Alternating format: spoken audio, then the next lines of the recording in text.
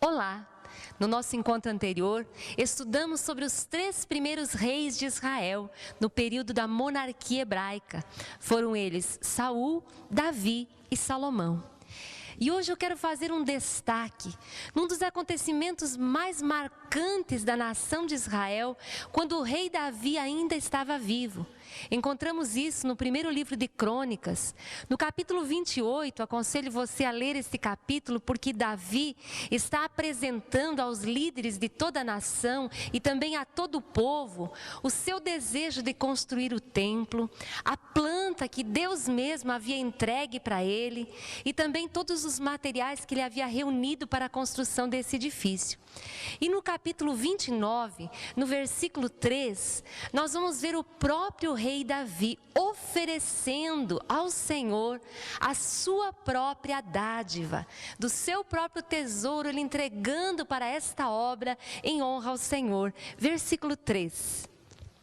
Além disso, pelo amor ao templo do meu Deus, agora entrego das minhas próprias riquezas, ouro e prata para o templo do meu Deus, além de tudo o que já tenho dado para este santo templo. Ofereço, pois, 105 toneladas de ouro puro de Ofir e 245 toneladas de prata refinada para o revestimento das paredes do templo, para o trabalho em ouro e em prata e para todo o trabalho dos artesãos. Vemos que esta é uma grande oferta. Estive fazendo um cálculo para aproximar este valor nos nossos dias. E isso aqui, somente a parte da oferta em ouro, fica estimado em 5 bilhões e 800 milhões de reais. O que podemos construir com isso? Para você ter uma ideia, em Dubai está sendo construído o edifício mais caro e mais alto dos nossos dias e está estimado num valor de 5 bilhões. Então nós vemos aqui que somente a oferta pessoal do rei Davi era uma grande oferta. E quando ele voluntariamente oferece isso para o Senhor, ele então se volta para o povo e no finalzinho do versículo 4 nós vemos ele dizendo: agora, quem hoje está disposto a oferecer dádivas ao Senhor? Ele faz esse convite agora a todos, para expressarem o seu amor a Deus através dessa oferta. Versículo 6 lemos: então os chefes das famílias, os líderes das tribos de Israel, os comandantes de 1000 e de 100 e os oficiais encarregados do trabalho do rei, ofertaram espontaneamente. Versículo 9, o povo alegrou-se diante da atitude de seus líderes, pois fizeram essas ofertas voluntariamente e de coração íntegro ao Senhor, e o rei Davi também encheu-se de alegria.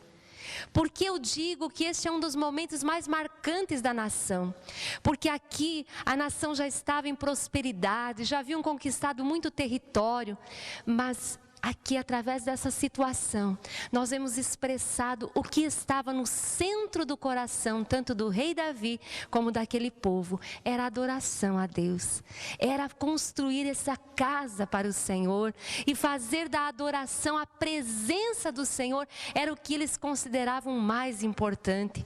Davi então louvou o Senhor com uma das orações mais lindas que temos na Bíblia e que expressam a grandeza de Deus. Vemos isso no versículo 10, onde ele ora: bendito sejas, ó Senhor Deus de Israel, nosso Pai, de eternidade a eternidade.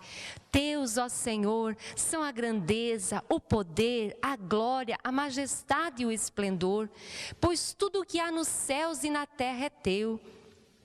Teu, ó Senhor, é o reino, tu estás acima de tudo, a riqueza e a honra vêm de ti, tu dominas sobre todas as coisas, nas tuas mãos estão a força e o poder para exaltar e dar força a todos.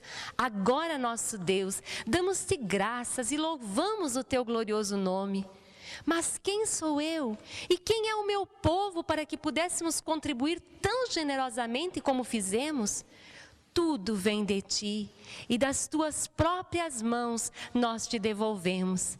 Diante de ti somos estrangeiros e forasteiros como os nossos antepassados. Os nossos dias na terra são como uma sombra sem esperança.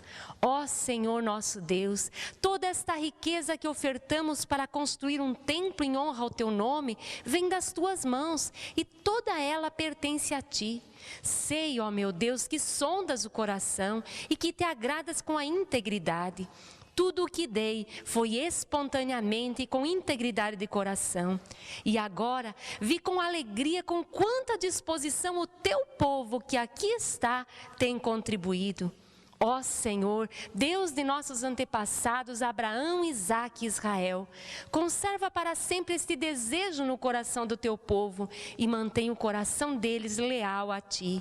E dá ao meu filho Salomão um coração íntegro para obedecer aos teus mandamentos, aos teus preceitos e aos teus decretos, a fim de construir este templo para o qual fiz os preparativos necessários. Então Davi fala para todo o povo exaltar o Senhor. Diz: louvem o Senhor, o seu Deus. E todos eles louvaram o Senhor, o Deus dos seus antepassados, inclinando-se e prostrando-se diante do Senhor e diante do rei. No dia seguinte, eles continuaram essa solenidade e ofereceram muitos holocaustos e sacrifícios ao Senhor. E no versículo 22 nós lemos: naquele dia comeram e beberam com grande alegria na presença do Senhor. O centro da vontade de Deus é onde nós encontramos a verdadeira alegria. Neste episódio, a nação de Israel congregada está com os seus olhos, o seu coração, os seus bens, toda a sua vida voltada para o Senhor. Por isso que consideramos esse momento um dos ápices de toda a história da nação de Israel. Depois da morte de Davi, então também estudamos no encontro passado que Salomão assumiu o trono com mão forte e a obra-prima de todo o seu reinado foi a construção, a edificação desse santuário ao Senhor. No momento da dedicação, onde ele faz aquela oração ao Senhor, Salomão tem consciência da grandeza de Deus e ele ora ao Senhor da seguinte forma, ele diz: será que é possível que o Deus dos céus habite na terra com os homens? Os céus e os mais altos céus não te podem conter, quanto mais esta casa que eu fiz para ti. Salomão tinha consciência do tamanho de Deus, da sua grandeza, do seu poder, da sua soberania, mas ele também tinha entendimento de que Deus era grande em misericórdia e que o fato dele estar permitindo a construção desse santuário era para trazer a sua presença para mais perto do povo, através de um santuário tangível, palpável, visível aos olhos de todos, através de cerimônias que demonstrassem a santidade de Deus e que através de todos aqueles sacrifícios o povo podia ter comunhão com Deus. Deus estava chamando eles para estarem mais próximos, mais perto dele. O amor do Senhor estava sendo revelado. Deus está caminhando na história para trazer a revelação do seu amor, do seu reino eterno a toda a humanidade. E hoje vamos continuar do ponto onde paramos, falando do apogeu no momento do reinado de Salomão e também os fatos que se seguiram a isso, que não foram tão gloriosos assim. Além da construção do templo, Salomão também edificou muitos outros edifícios, obras públicas e um magnífico palácio para si mesmo. Já existiam muralhas em Jerusalém, mas ele as estendeu para conter dentro delas todos os novos bairros e edifícios que estavam sendo construídos. De todas as obras de Salomão, destaca-se o Milo. Era um aterro muito grande que unia a cidade velha com a cidade nova. Salomão também empreendeu construções de estradas, um grande programa de construções de estradas, cidades fortificadas onde eram mantidas guarnições em pontos estratégicos e também cidades armazéns com propósitos administrativos. Todas estas obras ele realizou aproveitando a mão de obra escrava dos cananeus, heteus, ferezeus, jebuseus que ainda nestes dias permaneciam aí na terra. Usou então todos esses povos como mão de obra para as suas obras. Dos israelitas, ele usou também, mas para ser capitães, para ser responsáveis pelas obras, para serem chefes de serviço, e assim que muita gente estava envolvida em todo esse trabalho que Salomão estava empreendendo. Ele foi um hábil comerciante e soube aproveitar muito bem o ponto estratégico do seu país. Israel era uma ponte que unia o Egito e a Ásia, e ele controlava as principais rotas de caravanas, e assim uniu essas três ricas regiões. Uma grande fonte de riquezas também para Salomão eram as minas de ferro, nas regiões do Arabá, ao sul do Mar Morto. E ele edificou fundições para refinar este metal e também construiu um porto marítimo no extremo norte do Golfo do Áqaba. Foram muitas as construções e edificações nos dias de Salomão. Naquela época, os fenícios já eram muito experientes na arte da navegação.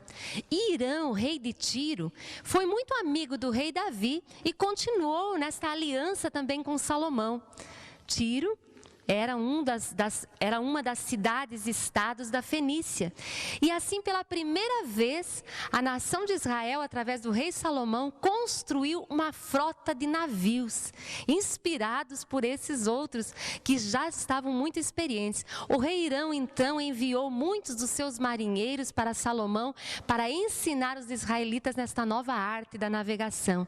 Ele usou essas embarcações para comércio, exportava para as nações alguns metais de Israel e trazia de volta ouro, prata, madeira de sândalo, marfim, macacos e até pavões reais.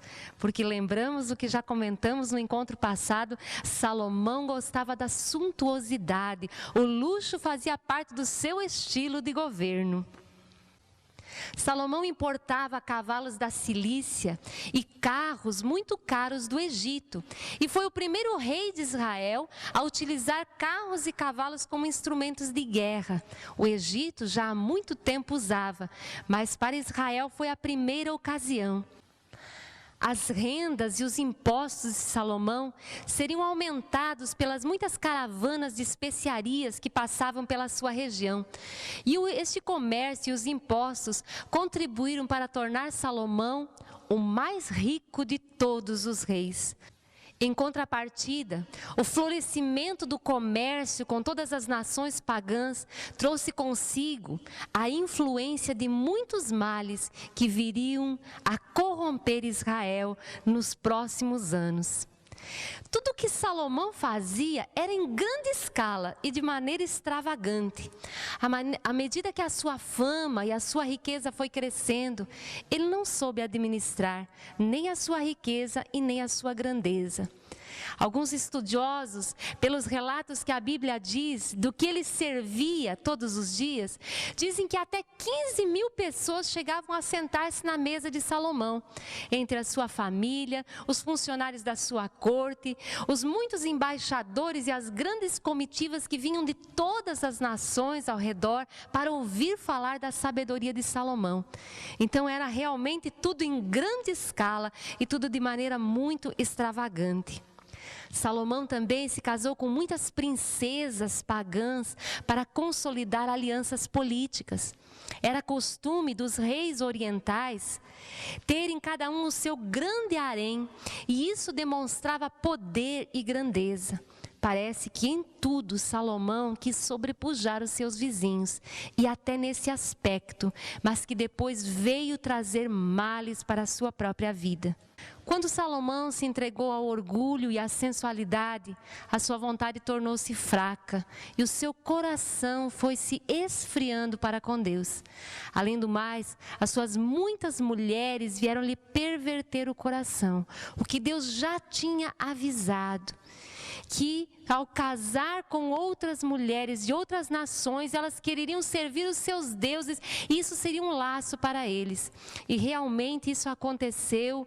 Salomão, no final da sua vida, veio a construir santuários para Quemos, o deus dos moabitas, para Moloque, o deus dos amonitas, abominações que o Senhor considerava. E no final da sua vida, ele mesmo ofereceu sacrifícios juntamente com as suas esposas. Era necessário que o Senhor castigasse severamente este rei que não soube administrar todas as bênçãos que o Senhor tinha concedido a ele.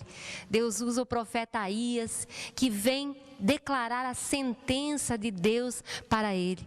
E Deus diz através do profeta que o reino lhe seria tirado, mas não totalmente. Deus conservaria 2 tribos com ele, por amor a Davi, meu servo, como Deus fala, e por amor a Jerusalém, a quem Deus tinha escolhido para fazer ali habitar o seu nome. Não se menciona nada acerca da glória futura de Salomão. Ao desviar-se do Senhor, esfriar seu coração em amor por Deus, ele foi perdendo a sua grande sabedoria e deixou de ser importante. Deus então suscita adversários a Salomão no sul, em Edom, ao norte em Damasco, o rei de Damasco, e dentro do seu próprio território um dos seus servos, Jeroboão. Salomão teve resistência por todos os dias da sua vida até o final, através desses adversários que o Senhor mesmo suscitou contra ele. 1 Reis, capítulo 11, versículos 26 e seguintes, vamos ver aqui. Também Jeroboão, filho de Nebate, rebelou-se contra o rei. Ele era um dos oficiais de Salomão, um efraimita de Zeredá. Preste atenção aqui que ele era da tribo de Efraim. Esse é um detalhe interessante, porque Efraim era uma das grandes tribos também. E de certa maneira eles disputavam a primogenitura com Judá. Foi assim que ele se revoltou contra o rei. Salomão tinha construído o Milo e havia tapado a abertura no muro da cidade de Davi, seu pai. Ora, Jeroboão era homem capaz. E quando Salomão viu como ele fazia bem o seu trabalho, encarregou-o de todos os que faziam trabalho forçado, pertencentes às tribos de José. Só quero que você preste atenção num detalhe aqui, que Jeroboão era descendente de Efraim, ele era um efraimita, e Efraim era um dos filhos de José. Versículo 29 seguintes. Naquela ocasião, Jeroboão saiu de Jerusalém, e Aías, o profeta de Siló, que estava usando uma capa nova, encontrou-se com ele no caminho. Os dois estavam sozinhos no campo, e Aías segurou firmemente a capa que estava usando, rasgando-a em 12 pedaços, e disse a Jeroboão: apanhe 10 pedaços para você, pois assim diz o Senhor, o Deus de Israel: saiba que vou tirar o reino das mãos de Salomão e dar a você 10 tribos, mas por amor ao meu servo Davi e à cidade de Jerusalém, a qual escolhi dentre todas as tribos de Israel, ele terá uma tribo.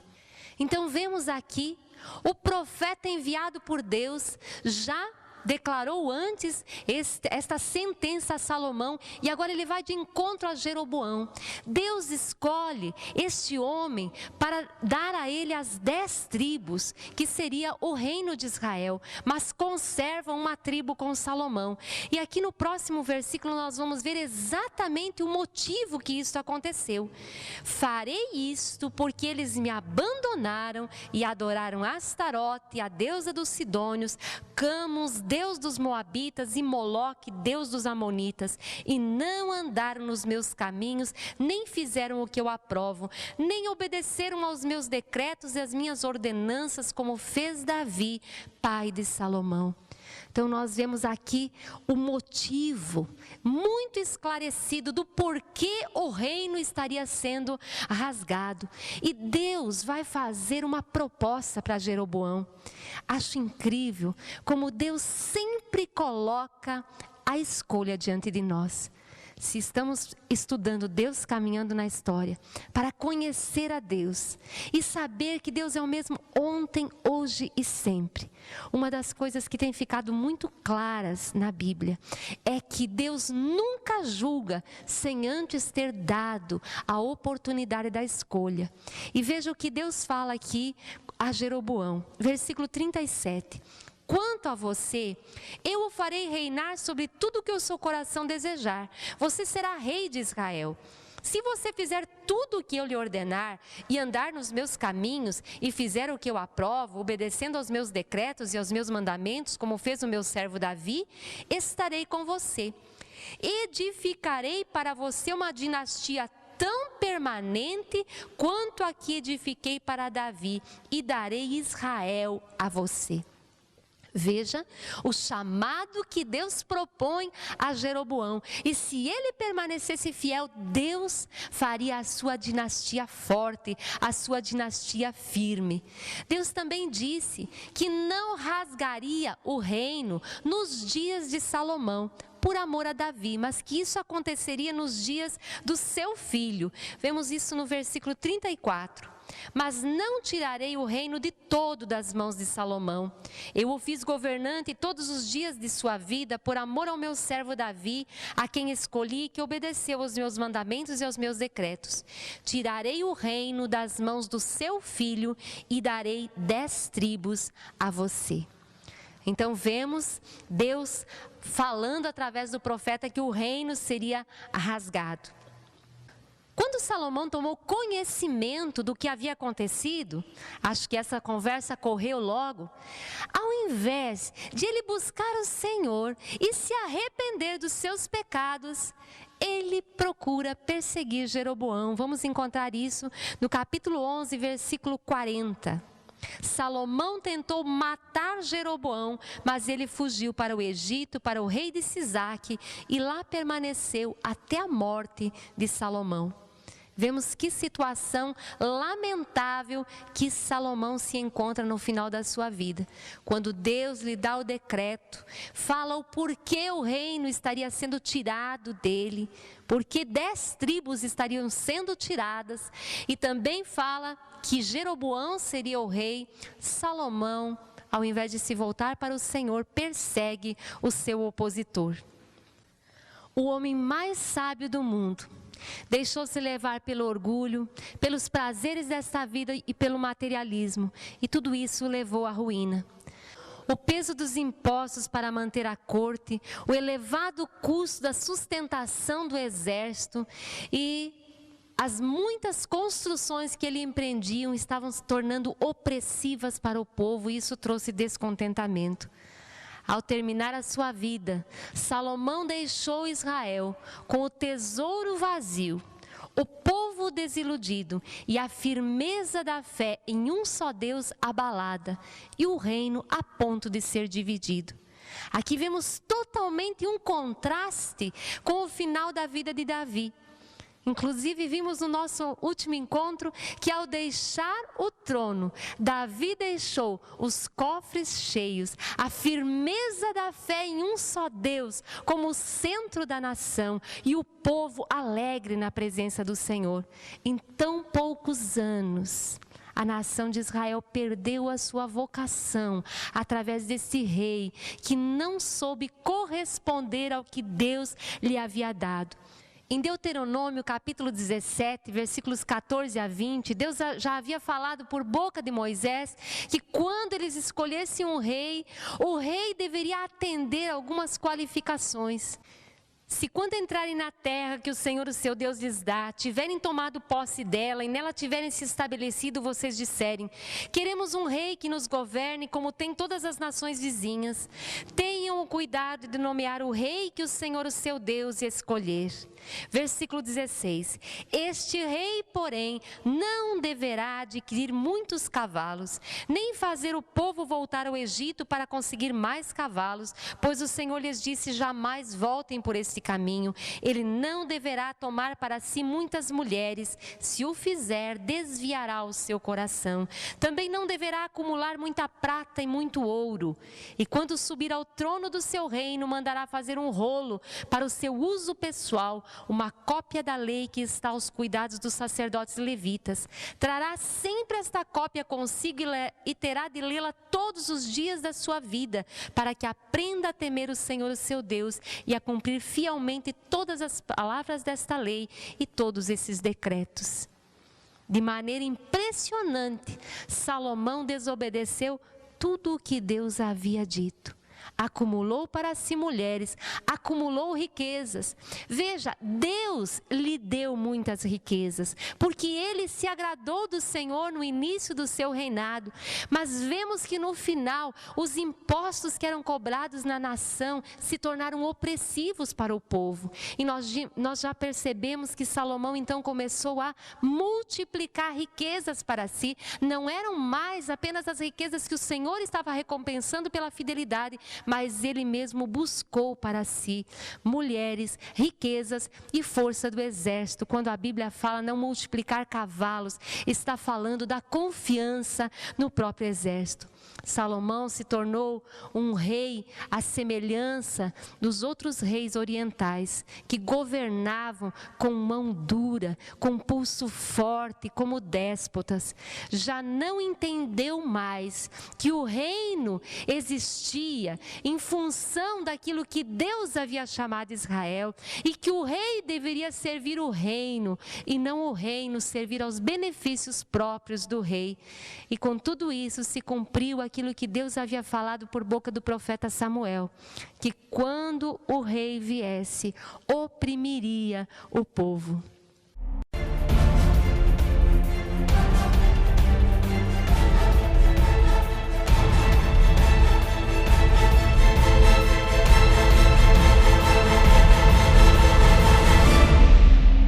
Nós vamos analisar agora a divisão do reino propriamente dita. Vimos até aqui o reino unido com Saul, Davi e Salomão. Quero chamar a sua atenção dentro do nome da nossa série, que todas as divisões, todos os conflitos, todas as guerras de nações, existem vários motivos sempre. Um motivo pode ser motivo político, o motivo econômico quase sempre está presente. E quando nós estudamos sobre as divisões de nações e guerras, geralmente nós analisamos esses fatores políticos e econômicos. E nós vamos analisar o que aconteceu na divisão do reino. Já existia uma certa divergência entre as tribos. Eu chamei sua atenção quando lemos ali sobre Jeroboão, que eu disse que ele era da tribo de Efraim. A tribo de Efraim era uma grande tribo e sempre disputava, de certa maneira, a supremacia com Judá. Quando Jacó, no final da sua vida, foi lá para o Egito e ele foi abençoar os filhos de José, ele deixou algo entre linhas que trouxe uma certa confusão quanto à eleição da primogenitura. Já estudamos em encontros passados o porquê o primeiro filho e o segundo foram perdendo o direito da primogenitura. Deus tinha eleito Judá para ser aquele a quem viriam as promessas do concerto. A José coube a porção dobrada da herança. Em Gênesis 48, versículos 13 e seguintes, nós vemos este momento onde José traz os seus dois filhos, Manassés e Efraim, para que seu pai o abençoasse. E José os coloca, um à direita, um à esquerda, e deveria colocar a mão direita sobre o primogênito e a esquerda sobre o outro. Mas Jacó, naquela hora, cruza os seus braços e coloca a sua mão direita sobre Manassés, que não era o primogênito, e a sua mão esquerda sobre Efraim. E José diz: não assim, meu pai, mas este é o primogênito. E Jacó então vai abençoar os filhos e vai dizer para José: não, deixa eu fazer assim. Este também será grande, mas ele servirá ao seu irmão. E com isso trouxe uma falsa falsa ideia de que ele teria a primazia sobre todos os seus irmãos. Vamos ler aqui o momento da bênção, versículos 15 e seguintes. E abençoou a José dizendo, que o Deus a quem serviram meus pais, Abraão e Isaque, o Deus que tem sido o meu pastor em toda a minha vida até o dia de hoje, o anjo que me redimiu de todo o mal, abençoe estes meninos. Sejam eles chamados pelo meu nome e pelos nomes de meus pais, Abraão e Isaque, e cresçam muito na terra. Veja que é neste momento que Jacó confirma a porção dobrada de terra a José. Já estudamos sobre os direitos da primogenitura, que consistiam na porção dobrada da herança, na chefia da família e na adoração ao Senhor, e na bênção do concerto, de quem da sua linhagem viria o descendente, o Messias, o Salvador de toda a terra. E vemos aqui que Deus confirma para José a porção dobrada da herança, assumindo Manassés e Efraim como seus próprios filhos, recebendo o seu nome. E aqui acontece o momento onde José então chama a atenção do pai e diz, não, meu pai, você está cruzando as mãos. E aqui ele vai dizer aquilo que eu comentei há pouco. Jacó disse, eu sei, meu filho, eu sei, ele também se tornará um povo, também será grande. Apesar disso, seu irmão mais novo será maior do que ele, e seus descendentes se tornarão muitos povos. Isso aqui causou um mal-entendido por muitas gerações, porque Efraim passou a se considerar o maior entre os irmãos. Então existia uma certa divergência já entre Efraim, que também nós podemos chamar Israel, e Judá. A tribo de Judá chegou na dianteira, na conquista da terra, foi a primeira tribo a conquistar o seu território. E vemos em algumas outras passagens esta rivalidade, esta inveja. Então estamos analisando aqui um motivo político da divisão. No momento em que Gideão é levantado como juiz para libertar Israel, e ele vai e separa aqueles 300 homens para fazer guerra contra os midianitas, chega num momento lá, os da tribo de Efraim chegam para confrontar Gideão e diz, meu irmão, por que você não nos chamou antes para ajudar? E quiseram fazer mal a Gideão. Gideão então muito humildemente, ele diz, quem sou eu perto do que vocês são? E eles se acalmaram.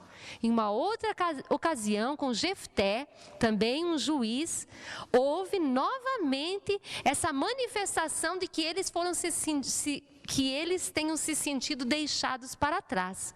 Então percebemos que havia já esta rivalidade. Em outra ocasião, quando Absalão faz a revolta contra o governo de Davi, Davi precisa fugir, nós vemos mais uma vez já as tribos do norte e Judá com uma certa divisão. Vamos encontrar isso em 2 Samuel, capítulo 20, versículo 2. Quando Absalão morre, então os de Judá se reúnem e dizem, vamos buscar o rei. Mas antes disso, os israelitas também já estavam pensando, os das outras tribos, em fazer de Davi, trazê-lo de volta ao reino. E aqui novamente há uma diferença, há uma divergência, e se levanta um certo Seba, desordeiro, diz a Bíblia aqui no capítulo 20, versículo 1, reúne as tribos e diz, não temos parte alguma com Davi, nenhuma herança com o filho de Jessé, para casa todos, ó Israel. E aqui ele já separa a tribo de Judá do reino do norte. Ainda nos dias de Davi, vemos que já existia essa certa rivalidade. Depois, esta revolta é abafada e Davi é recebido então como rei sobre todo Israel. A política de Salomão só deu ímpeto ainda maior a esse espírito de divisão que já existia. Aqui nós vamos analisar um outro fator, o fator econômico. Os pesados impostos que Salomão estava impondo à nação e recrutava os trabalhadores para suas muitas obras. E aparentemente Salomão isentou a sua própria tribo do pagamento dos impostos. Vemos aqui então um motivo econômico. Poderíamos dizer que a divisão do reino, existia um motivo político, existia um motivo econômico. No entanto, a Bíblia deixa totalmente claro que o motivo principal da divisão do reino foi um motivo espiritual. Foi o fato de Salomão ter abandonado o Senhor, foi a sua fraqueza espiritual que piorou a situação até chegar à completa ruptura.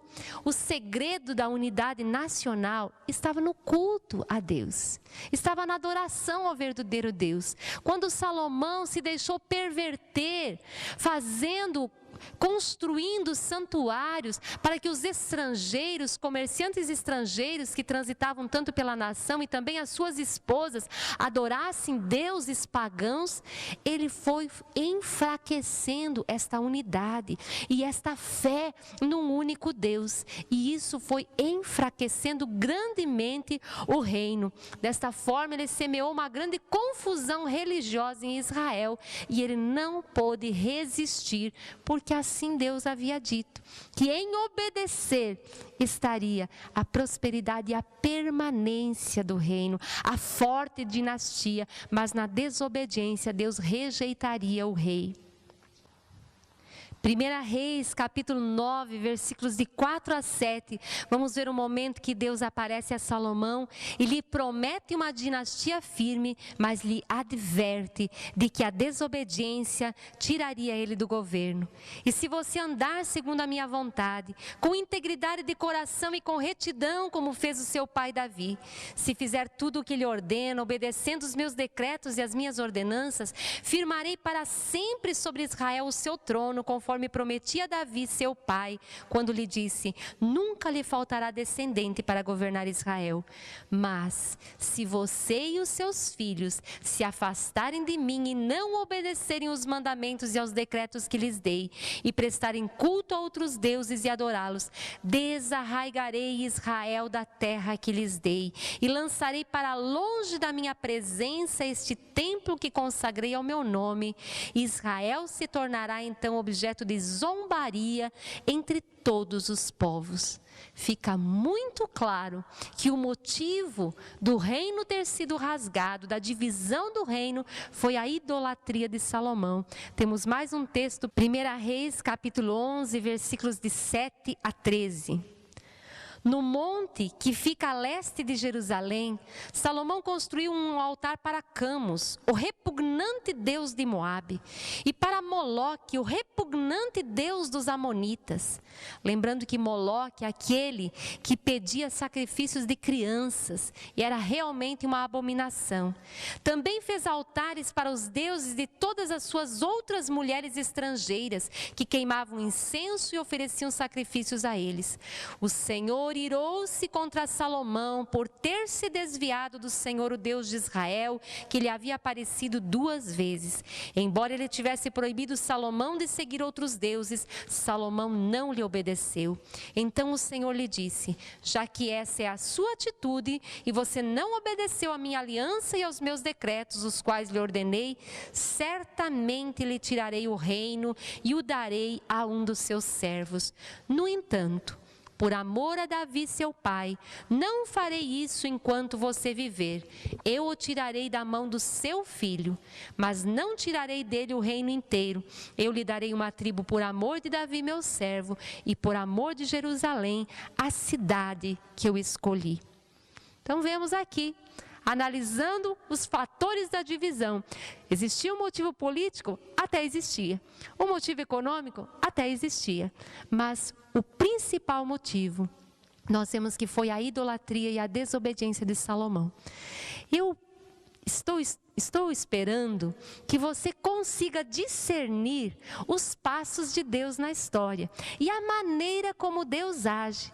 Porque somos acostumados nos nossos dias a analisar todos os fatos simplesmente sobre a ótica humana, analisando motivos que são aparentes. Mas Deus comanda a história. Deus é soberano, Ele é Rei dos reis, Ele é Senhor dos senhores. Ele tem um objetivo final. Deus tem um plano traçado desde a origem com o homem. Deus intenta estabelecer o seu reino eterno com todos aqueles que escolhem voluntariamente estar com Ele, obedecê-lo. E Deus está caminhando nessa história. Já vimos quantas coisas aconteceram e Ele vai chegar no seu destino. Por isso que a escolha, a liberdade é algo tremendo e maravilhoso que Deus concedeu ao ser humano. Como cada um está usando este poder tão grande que recebeu, que é o livre-arbítrio. Vemos aqui nações inteiras sendo beneficiadas ou caindo por causa da desobediência.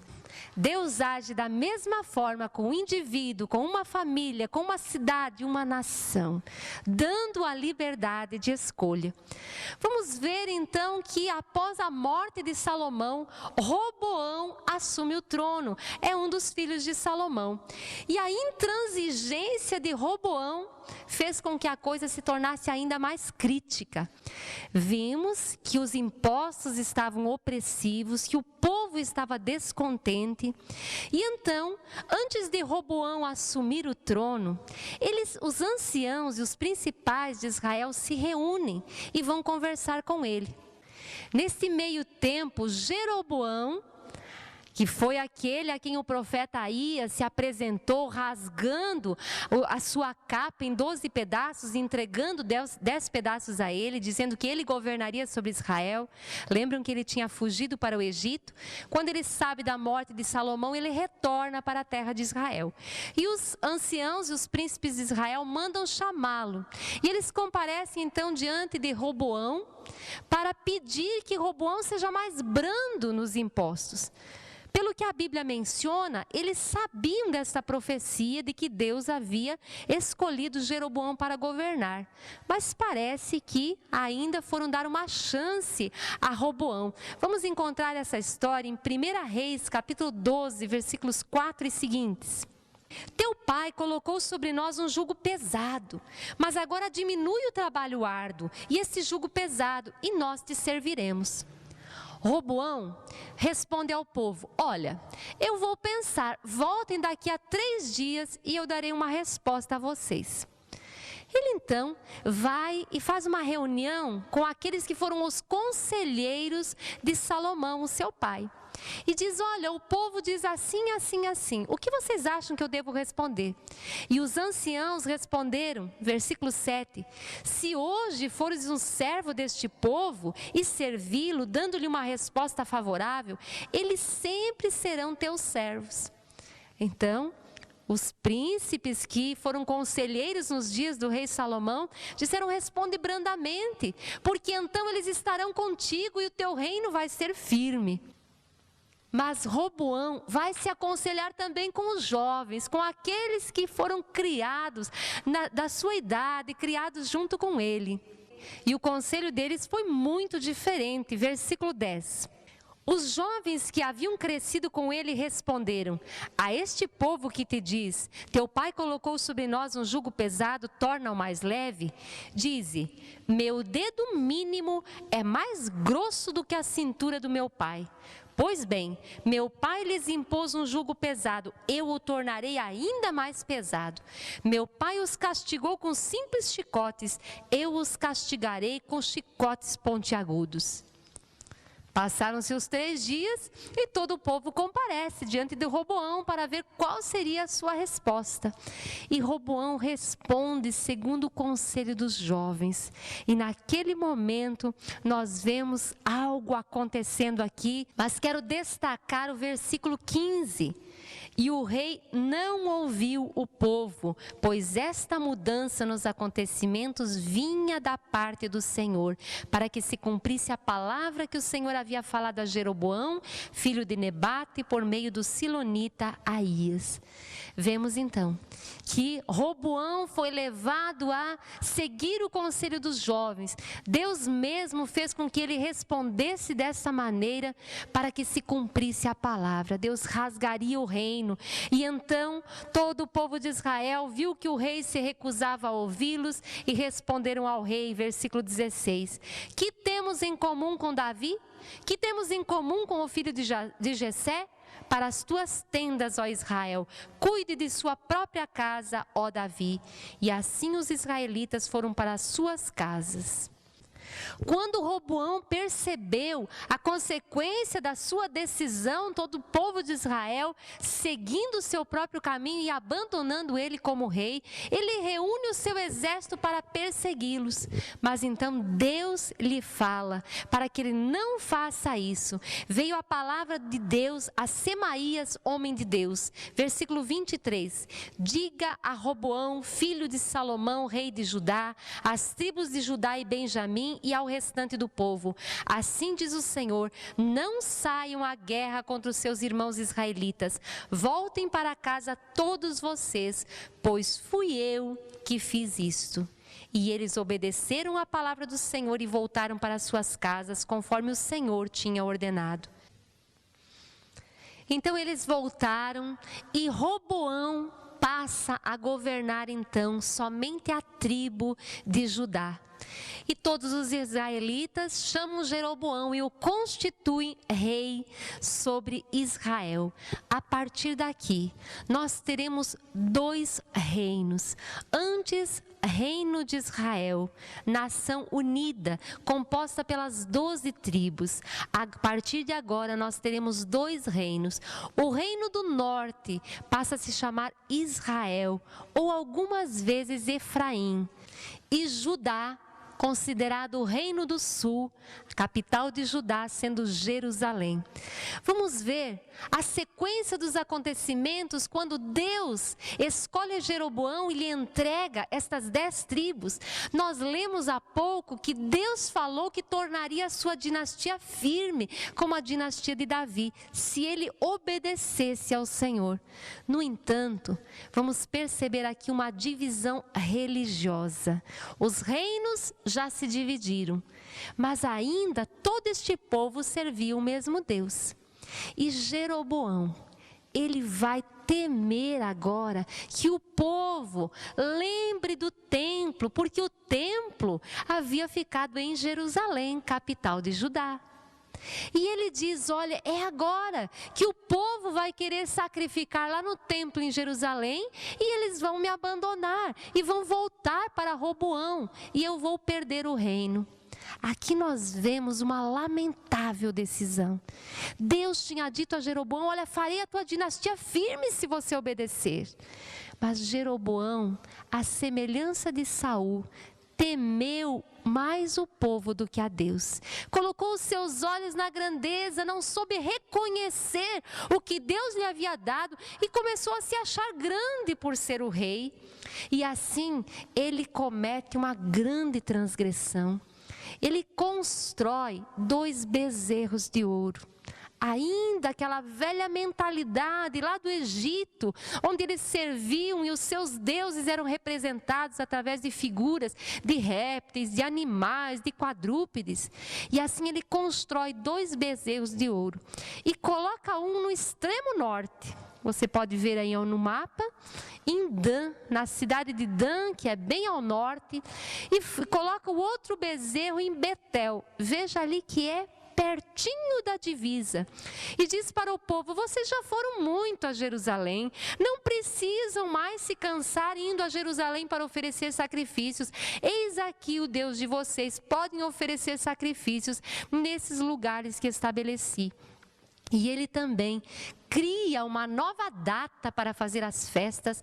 Lembramos que Deus falou por boca de Moisés que não eram para eles criarem datas para festejar, mas todas as datas das festas tinham sido dadas pelo próprio Deus.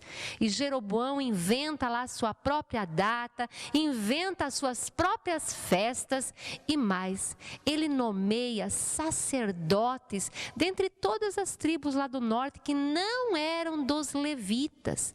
Deus havia claramente separado a tribo de Levi para fazer o serviço do santuário.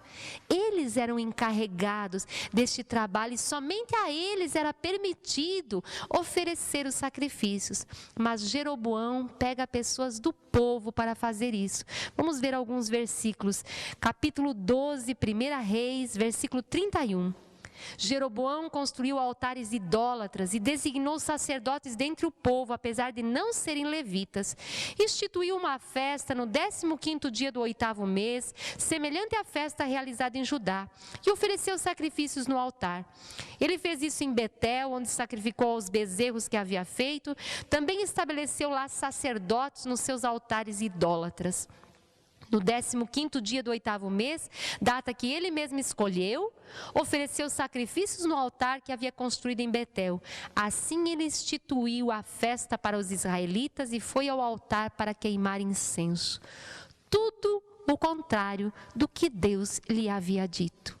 Vemos então rapidamente Jeroboão se desviando do propósito do Senhor, desobedecendo a palavra do Senhor e constituindo para si próprio um reino.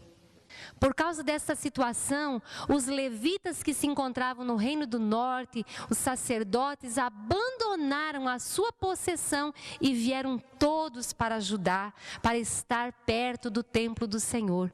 Muitos outros israelitas também que temiam ao Senhor, pessoas sinceras para com Deus, acabaram abandonando a sua possessão e vindo para Judá.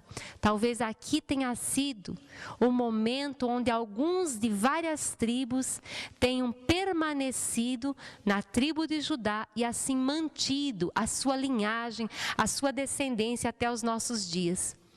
O exemplo de Jeroboão, infelizmente, foi seguido por todos os reis de Israel. Em todo esse tempo, até o exílio, não houve um rei do reino do norte que obedeceu fielmente ao Senhor. Todos seguiram a Jeroboão em idolatria, fazendo o seu próprio caminho e vivendo uma maneira independente de Deus. A divisão do reino foi uma das maiores tragédias de Israel. Um reino que era poderoso, que era visto por todas as nações da terra, onde os reis vinham para beber da sabedoria que vinha do Deus único e verdadeiro. Agora se torna dois reinos fracos, que não puderam resistir às potências que surgiriam no Oriente Médio. Além do mais, se envolveram em guerras fratricidas, irmãos contra irmãos. Vemos no relato bíblico, você vai ver constantemente o reino do norte fazendo guerra contra o reino do sul e Judá lutando contra Israel, Israel contra Judá, e essas guerras foram intermináveis. Talvez aqui você vai compreender mais quando você ler a Bíblia, quando fala, e tal rei de Israel, enquanto o outro rei de Judá.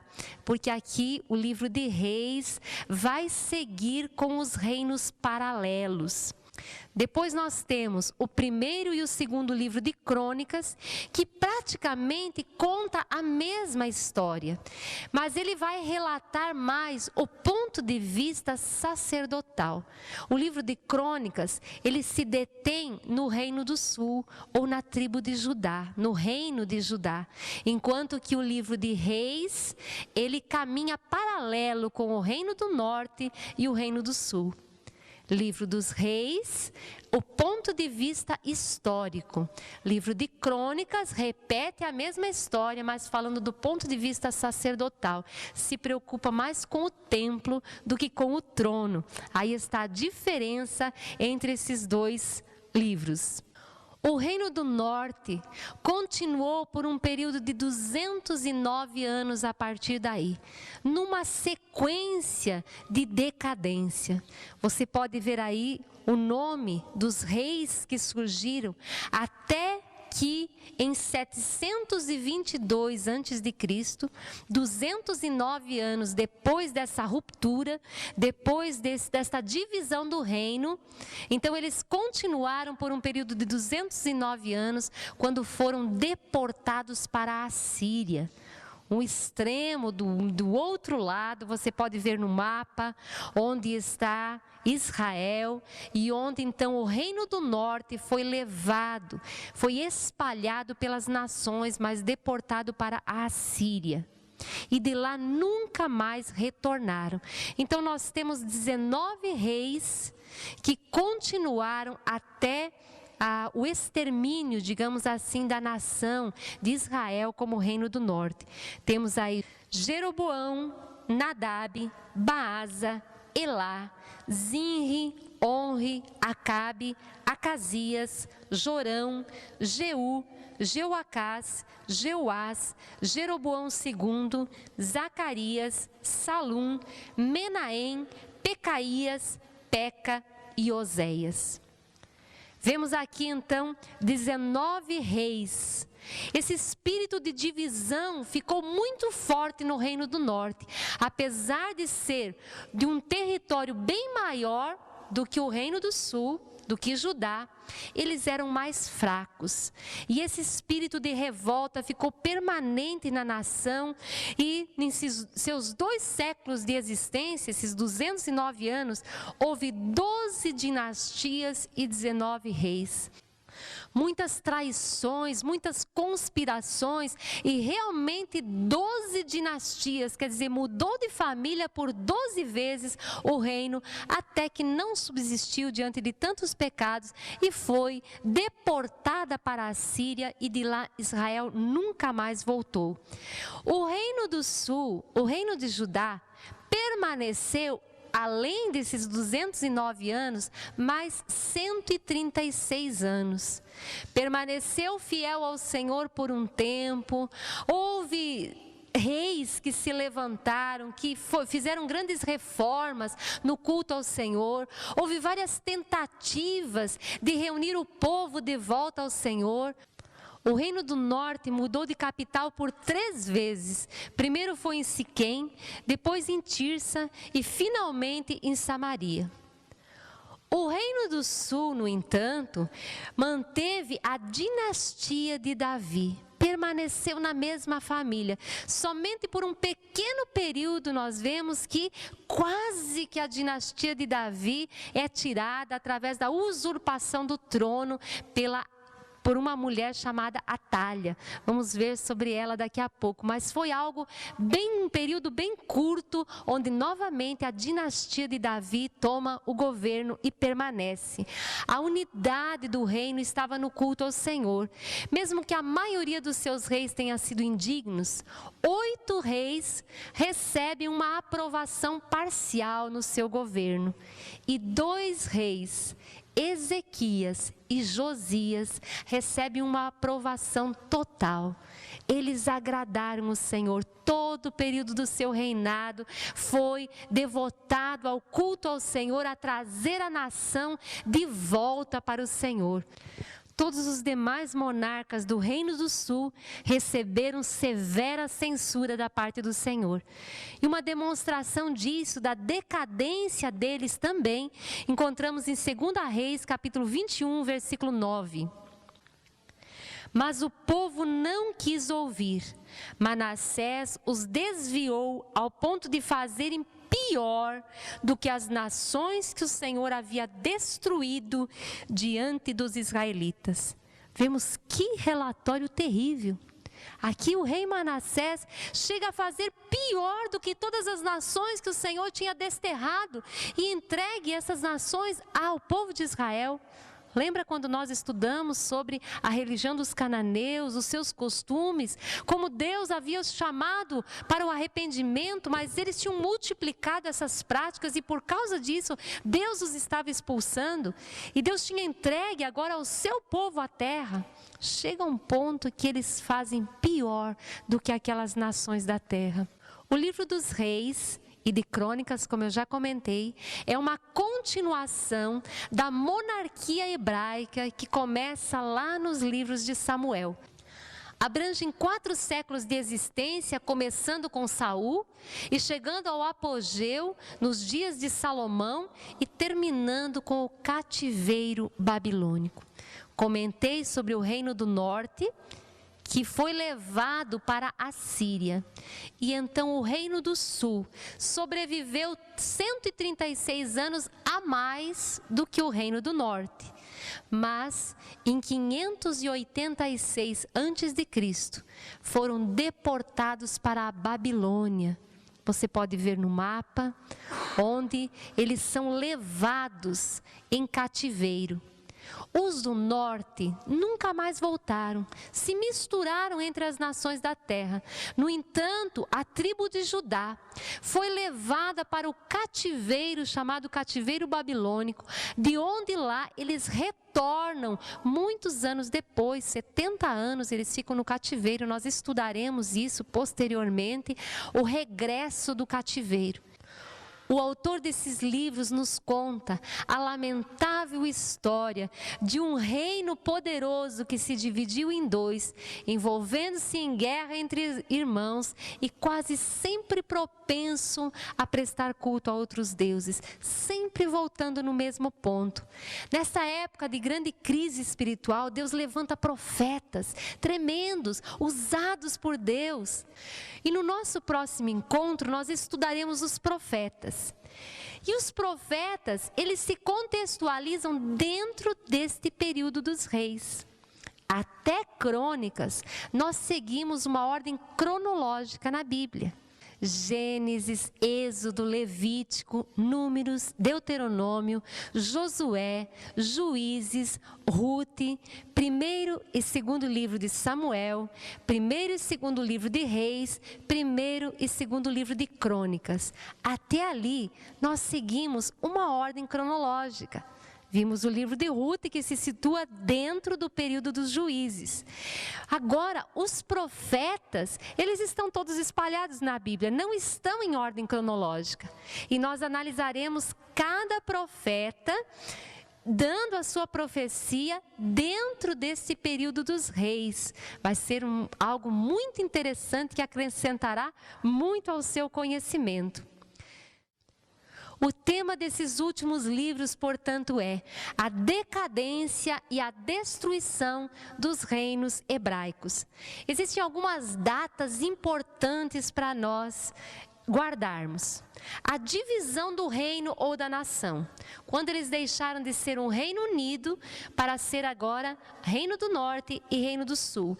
Isso aconteceu nos dias de Roboão, no ano 931 a.C.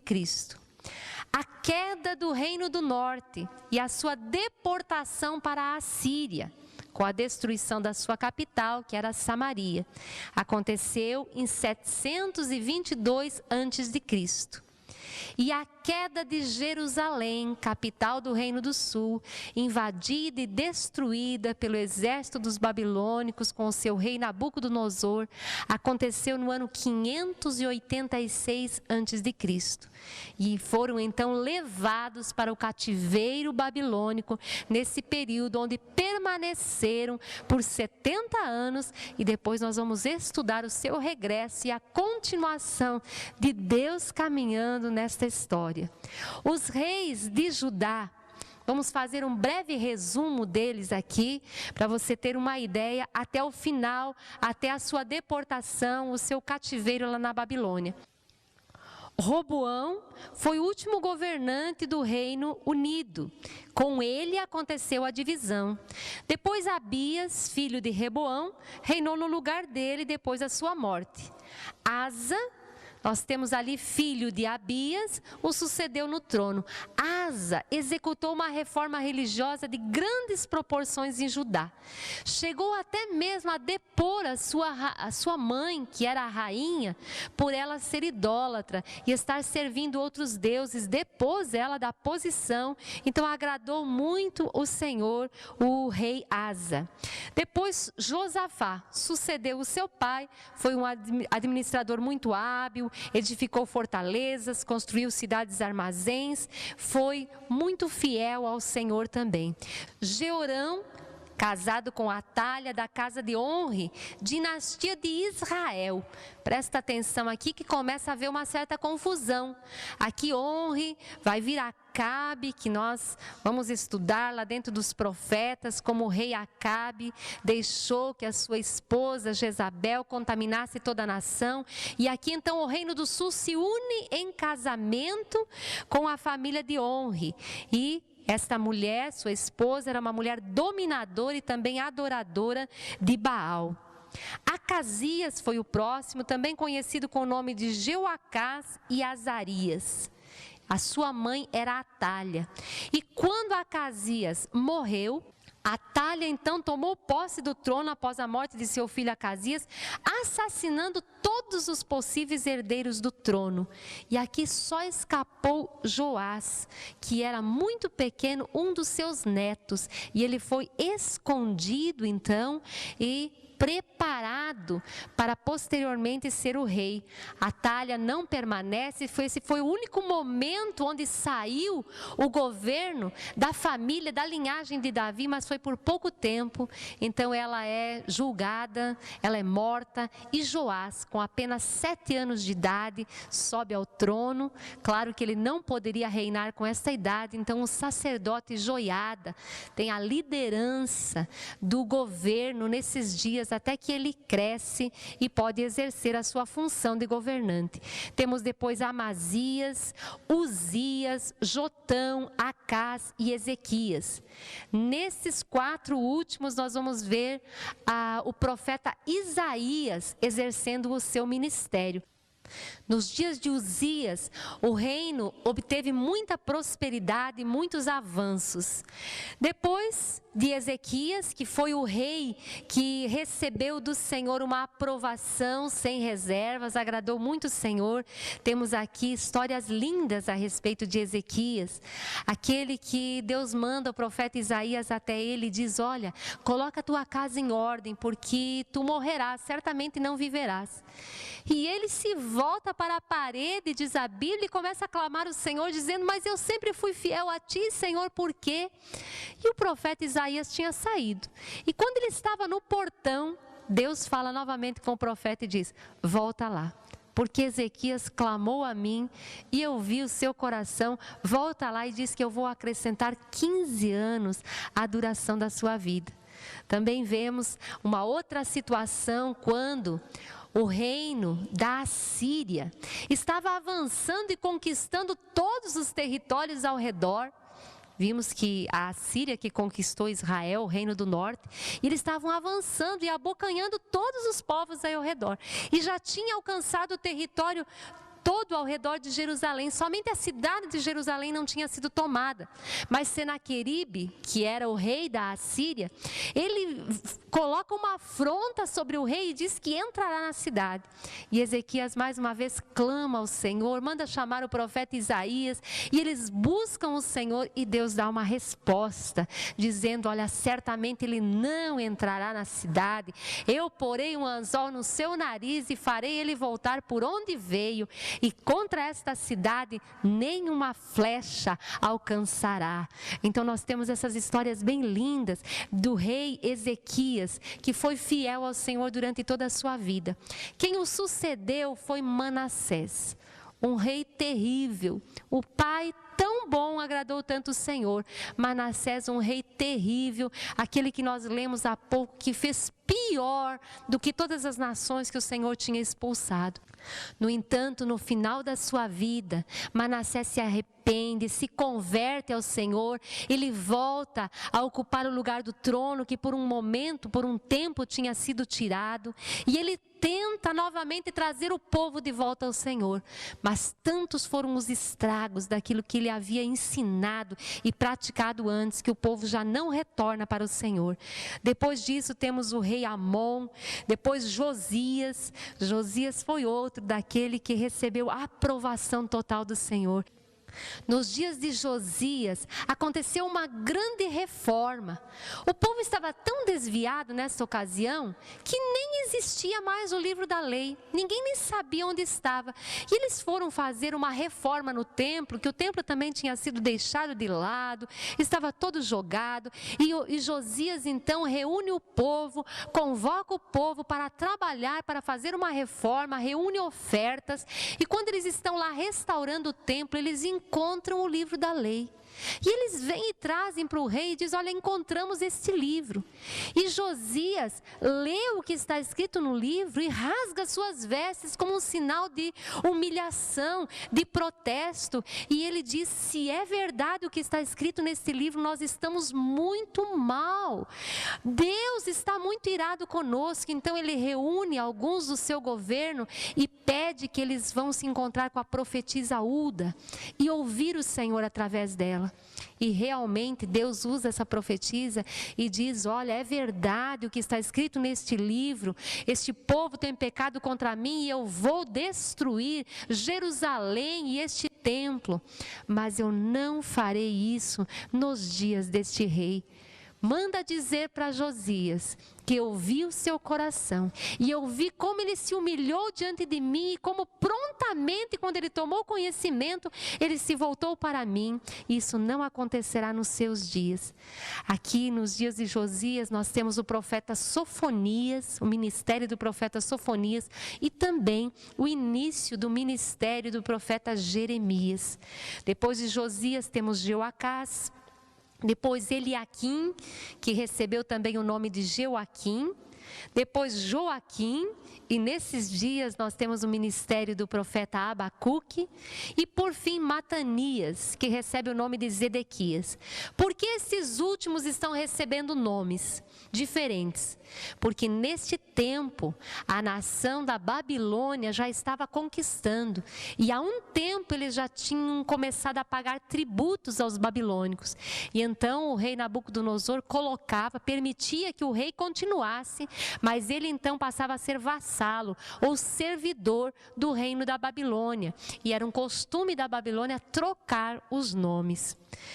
Aqui nós vemos que esse último rei, Matanias ou Zedequias, ele se revoltou contra o domínio da Babilônia, apesar do protesto do profeta Jeremias dizendo: olha, se rendam ao rei da Babilônia, porque Deus vai cuidar de vocês. Não procurem o Egito, porque Deus disse que nunca mais deveriam mandar para levar o povo de volta ao Egito.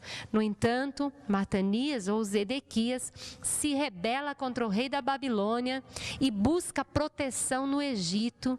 E então o rei se enfurece e nos dias dele, Jerusalém é destruída, é terrível, há o cerco sobre a cidade por 18 meses, Jerusalém é cercada. Nós estudaremos isso posteriormente, no momento de estudar os profetas. Vemos que a fome se agravou, a peste que aconteceu dentro daquela cidade, as mortes, foram coisas terríveis que aconteceram lá. E Zedequias é levado para a Babilônia. E na presença dele, os seus 2 filhos são mortos. E ele tem os seus 2 olhos vazados ou furados. E permanece assim até sua morte. Aqui é o fim da monarquia e do estado de Judá. Zedequias foi substituído pela intervenção de Nabucodonosor por um governador e não por um outro rei. Ficando claro o rebaixamento do status da nação de Judá para apenas uma nova província do governo da Babilônia. Com medo de represálias, o povo que permaneceu em Jerusalém ficou com medo e, apesar da insistente profecia de Jeremias dizendo: vamos permanecer, vamos ficar firmes com o Senhor, eles foram para o Egito e levaram Jeremias junto. Então aqui vemos o final, o desfecho desta nação de Judá, outrora tão gloriosa, mas que agora acaba no cativeiro na Babilônia. Somente os mais pobres ficaram em Jerusalém, abandonados, e muitos desses foram para o Egito, seguindo então alguns líderes aí que continuaram a desobedecer o Senhor. Você não pode perder o nosso próximo encontro, porque falaremos sobre a atuação dos profetas no período dos reis. Até lá!